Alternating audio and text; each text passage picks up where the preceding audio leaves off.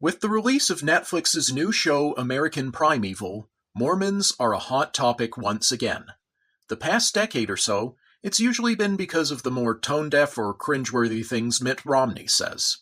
Considering the reactions to American Primeval, most Mormons are probably wishing that Romney would be the biggest of their PR nightmares. The main point of contention is the show's portrayal of Brigham Young, particularly his actions surrounding the 1857 Mountain Meadows Massacre just outside what is now Cedar City in southern Utah. In this instance, a wagon train headed out west was passing through the old Utah territory, and they threatened to bring government authorities on the locals. The event ended in 120 of this wagon train's members getting shot dead. As is so common on Twitter, many users took this sensationalized portrayal of a real event as fact, and used it as justification for calling for violence against Mormons. Indeed, the church itself issued a statement saying as much.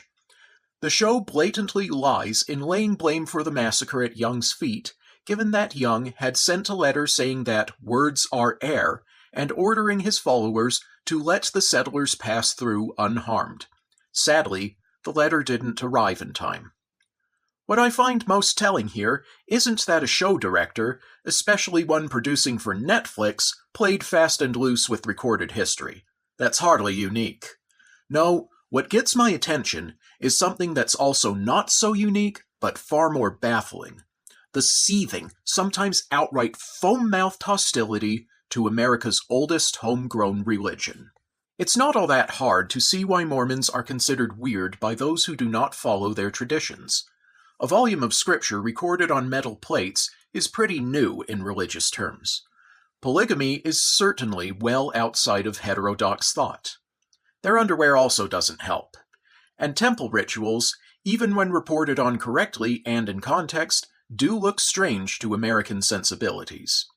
Weirdness alone, though, does not explain hostility, let alone with that much sound and fury. A tempting answer for this hostility would be the interpretation of Mormon doctrine as such that Mormons do not worship what Protestants and Catholics refer to as the Trinity. This isn't a religion channel, so I'm not here to answer whether that is a correct interpretation, but whether it is or not, it's hardly the correct explanation. Most American Christians have no qualms with Jews. A good deal less, though still a substantial number, are friendlier to Muslims. They're not even this hostile to Jehovah's Witnesses, who outright reject Jesus' divinity, which Mormons most certainly do not. Sure, the witnesses' doorbell pitch is annoying, and the leadership is likely covering for sexual abusers, but you won't see people calling for the extermination of witnesses. Nor is there similar hostility towards Oneness Pentecostals or Seventh-day Adventists, the latter of whose conception of the nature of God is closer to that of Mormons than any other Christians. So clearly, it's not an issue of how they view the nature of God. An attack commonly leveled at Mormons by both sides of the political aisle is that they are, quote-unquote, a cult. Asking these same people to define a cult, however, will either get you radio silence, a definition clearly tailor-made to fit Mormons, deferment to the bite model, which can just as easily be applied to Costco memberships or sports fandoms, or a definition that more or less boils down to someone else's religion, which is as useless as definitions come. Most of those who deride Mormonism as a cult will point to its supposed control on the information its members take in. Those same people will also attack the Mormon Church's history using citations from the Church's official website without even seeing the irony. A less common attack on Mormons, but still worth mentioning, is the idea that they are a danger to those around them. Well, in what way? The threat of violence, like the Mountain Meadows Massacre? That was a singular incident, and certainly unjustifiable. But when was the last time you ever heard of someone blowing up a plane in the name of Joseph Smith?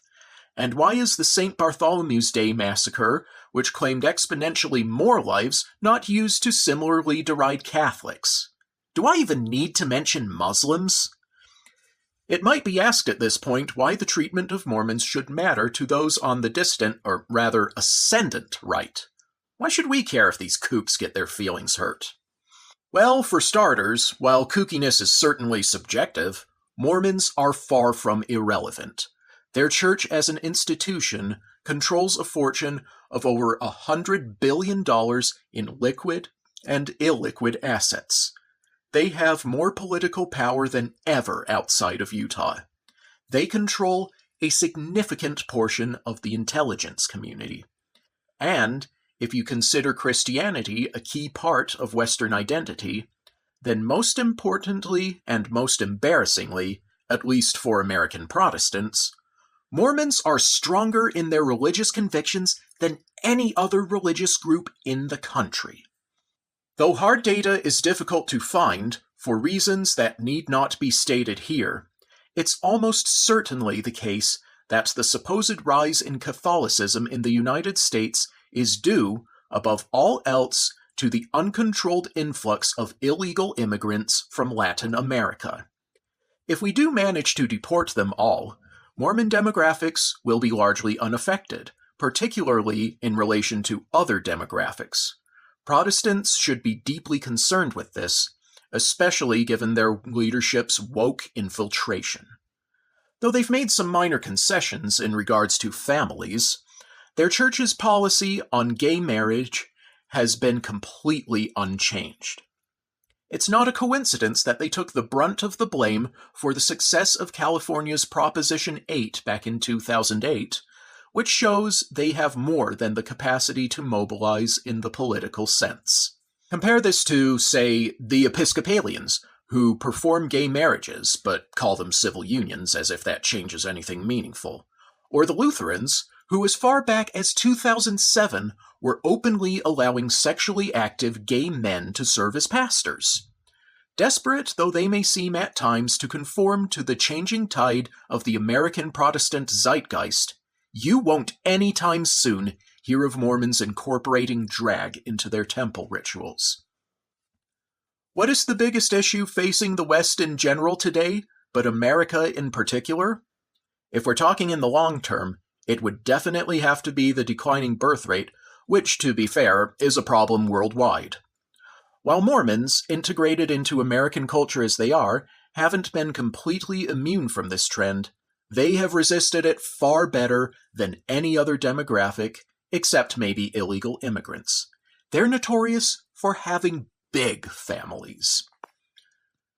Many reasons have been offered for the birth rate decline, the most common being that families are too expensive to afford. There's something to this, but what far too few are willing to admit is that this is far from a sufficient explanation. Or did boomers really think that nothing bad would come of teaching their daughters to be insufferable girl bosses? For nearly the entirety of human history, we have been rearing families in economic conditions far more bleak than what we're dealing with right now, and in far worse living conditions. Before the Industrial Revolution, 5 children was considered a lowball for most families, not because of some social or religious imperative, or women supposedly being enslaved, but because it was common for children to die, and quite often parents could solve the grief of losing one child by having another. More so, though, they understood the importance of continuing the human race. In the long run, Mormons will gain serious ground in, if not win, the demographic war. What's more, they've proven they can do so in a way that actually doesn't alienate women. While you have the clueless Kate Kelly types who want to upend the entirety of what it means to be Christian, such women find very little support within the Mormon Church itself, with about 8% of Mormon men and 4% of Mormon women, yes, those numbers are assigned correctly, sympathizing with her campaign to demand that the First Presidency effectively treat men and women within the Church as interchangeable. While feminists might be tempted to point to these figures as evidence of just how prevalent the patriarchy is among Mormons, they'd be wrong to do so. First of all, the Utah Territory granted women the right to vote in 1870. a right that was revoked in 1896 as a condition for Utah being granted statehood. It actually made sense to do so at the time. Mormons have always been a hardy frontier people, whether building a city to rival Chicago on a literal swamp or making the American West into what it is today. The beehive isn't Utah's official state logo for nothing, and women always found plenty to do to supplement the work their husbands performed. Also notably, Brigham Young sent several of his wives back east to attend university. Speaking of the gender war, the only people these days who get even comparable levels of vitriol from evangelicals are those in the red pill or manosphere community, in particular Andrew Tate. Evangelicals, especially boomers, are quick to denounce Tate as a rapist, a groomer, a materialist, and a human trafficker. He certainly is crude, and he may very well be all of these things, none of which it is acceptable for a person to be. Types like him have always existed, and, contrary to what feminists might tell you, have always been adamantly opposed by men of honor. They just can't leave Tate alone, for the simple reason that he has a large, devoted, and growing fan base among young men. But, in typical boomer fashion, instead of offering a viable alternative, these people castigate young men for liking him, or for liking people who speak approvingly of anything he says, no matter how accurate. Predictable voices, like the Daily Wire's Matt Walsh and Hans Fina of Lutheran satire fame, have adamantly refused to admit that their and their predecessors' actions and attitudes may have even indirectly contributed to Tate's popularity. They insist that Jesus Christ is the only role model that young men need. This might wash as part of a sermon, but from a practical perspective, it isn't, especially if you haven't given young men a good reason to care about following Jesus Christ. Sure, you can threaten their souls, and you may be right to do so, but if you do not speak to them in a way that truly reaches them, they will not care. Neglecting this has led to a whole generation of boomer preachers who demand that young men live lives of perfect selflessness. He made that airplane so cheap for me, I couldn't help but buy it. And throw themselves upon their tormentors' mercy, like Jesus threw himself upon the punishment of the Romans. But they do not promise these young men the worship, reverence, and adulation that Jesus Christ has received for his sacrifice. They promise them only more censure, more browbeating, more humiliation, less relevance, and fewer prospects in life, while indulging whatever whims and girl-boss fantasies the opposite sex may desire, no matter how contrary to Christian teachings those whims might be. Then they wonder why so few young men get married, go to church, or preach the gospel, or why they turn to a man who tells them, albeit mixed in with a lot of other vile ideas, that if they actually work on themselves, they'll have worth and get ahead. An admiration for Andrew Tate is another trend that, by and large, Mormons and their families have resisted. Memes abound of women encouraging men to talk about their feelings more, and men doing so and regretting it because it gives women the ick. That's its own discussion, but the fact remains that of what little messaging there is aimed at helping young men find their way in life, it cannot make up its mind whether to tell them to be more open with their feelings or less so. There is, however, a recent article in the Salt Lake Tribune which touches on this very issue and shows that quite a few young Mormon men seem to have found a healthy middle ground by drawing on examples from their current-day leadership and from examples of strong, forceful masculinity in the Book of Mormon.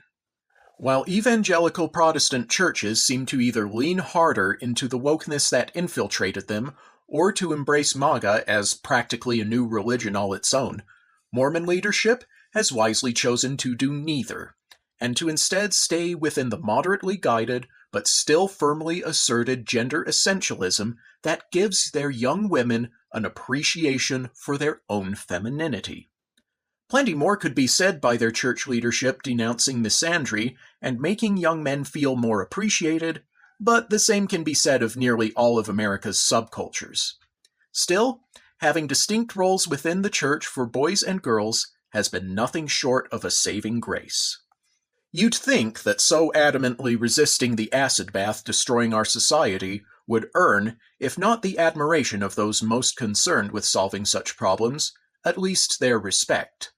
Sadly, this has not been the case.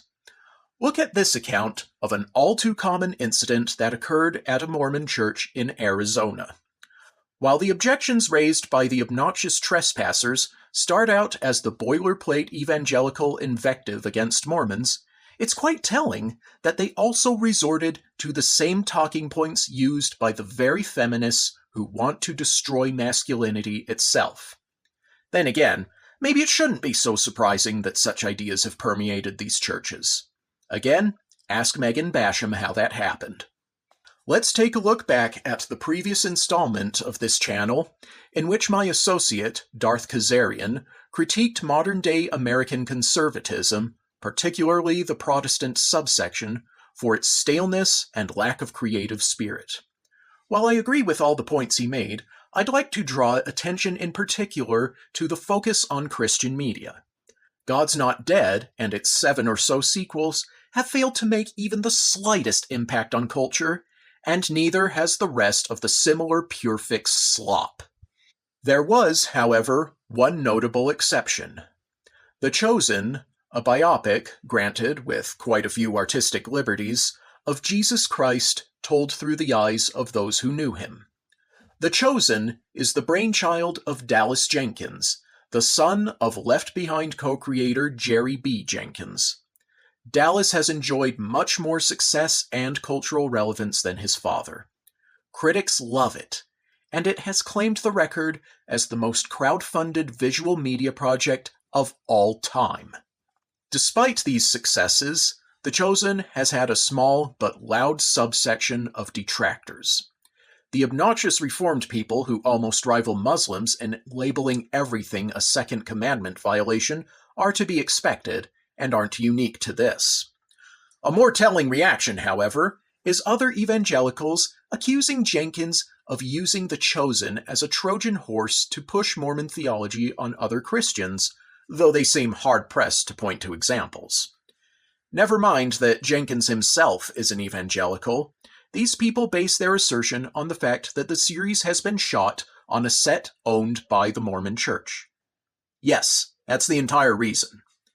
They'd be likely to say that if what Jenkins has done were so important, he could find someplace else to film it. But this raises a crucial question. If these other Christians are so capable and so concerned, why haven't they made anything like The Chosen, completely without the toxic Mormon influence? There are legitimate criticisms to be made of The Chosen. Yes, making Matthew autistic is tacky and reeks of current-year sentiments. No, it wouldn't have hurt to make Jesus have an earlier appearance.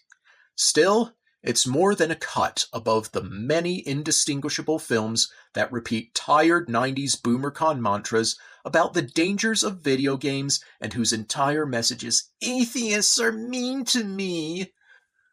The crowdfunding angle proves that the excuse of "studios won't let us celebrate our faith" is just that, an excuse. How are Mormons doing when it comes to living their faith and serving as productive members of society? Even their most vicious detractors have to admit that their reputation for being nice, almost to a fault, is well earned. Maybe they'll show more regard to fellow believers than outsiders, but from a right-wing perspective, isn't that a healthy attitude to take? They don't seek to sabotage other communities. If they did, we'd never hear the end of it. Mormons are more financially successful than any other Christian group, have bigger families, and as I've already mentioned, are more avid churchgoers and have a significantly lower divorce rate. They're even chill about attacks by outsiders. When evangelicals line up outside their conference center in Salt Lake City to protest their church and scream at their children about how their parents are going to burn in hell, Mormons ignore them. When the creators of South Park wrote a Broadway musical poking fun at them with their usual fare of dick jokes, the church responded by buying ad space in the playbill, encouraging those attending to read the Book of Mormon. Clearly, the strategies of screaming invective, calling them heretics, bullying their children, and outright mocking them didn't work. This shouldn't be too big a surprise, considering that the strategy of trying to outright exterminate them didn't work almost 200 years ago.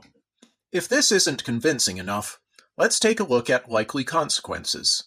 Specifically, let's take a look at what Christianity teaches and how that informs the average Christian's worldview.